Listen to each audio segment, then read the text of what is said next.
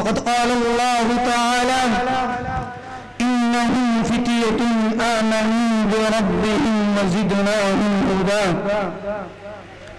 صدق الله العظيم. حضرات ختم مستحکم اور حاضرین مجلس،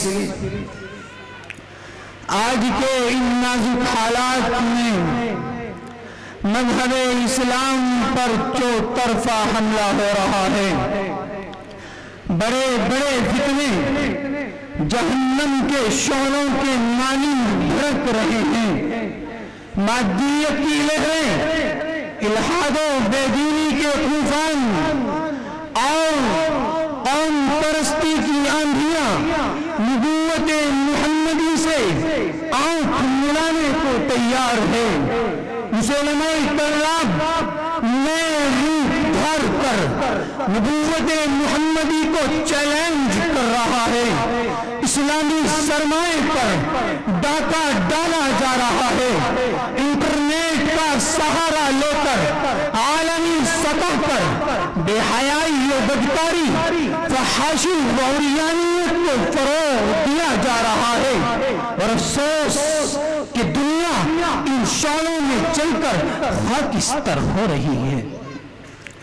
بالخصوص کہ امت محمدیہ کا وہ نوجوان جو پہلے جنگِ فتح گلی اور دیو زنی کا دل دادا تھا، آج وہ رقص و سرود کے فن میں کمال حاصل کر رہا ہے. یہی نوجوان جو پہلے سنگواں وادیوں کو اپنے قدموں سے روکتا تھا، آج وہ تفریح گاہوں اور پارکوں کے چکر کاٹ رہا ہے. یہی نوجوان جو پہلے تلواروں کی چمک جس کے دلوں کو مسرور کرتی تھی، آج نام و نازک ہونٹوں کے تبسم سے اس کی جان میں جان آتی ہے. یہی نوجوان جو پہلے تلواروں، تیروں، خنجروں اور نیزوں سے کھیلنے کا عادی تھا، اب وہ زلفوں سے کھیلنے کا عادی بن چکا ہے.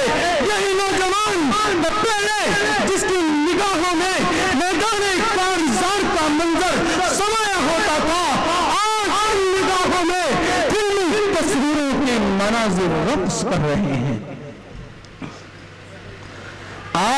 کچھ نوجوان وہ بھی تھے کہ جن کے ایمان کی پختگی، بلندی ہمتی، اعلیٰ کرداری، حق گوئی اور بہادری کی مثالیں خود خالق کائنات بیان کرتا ہے. اور اپنے کلام لارین میں ان کا تذکرہ خیر کرتے ہوئے ارشاد فرماتا ہے انہم فتیۃ آمنوا بربہم وزدناہم ہدی.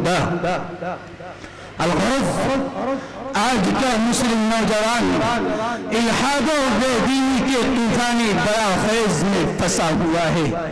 لیکن اے امت محمدیہ کے دھڑکتے دلوں، اے قوم کی رگوں کے لہو، اے اسلام کے سپاہیوں، خدا را اس جوانی کو غنیمت جانو، کیونکہ آج جس طاقت پر تمہیں ناز ہے، جس پر تم لکھواتے ہو، کل وہ ختم ہو جائے گی.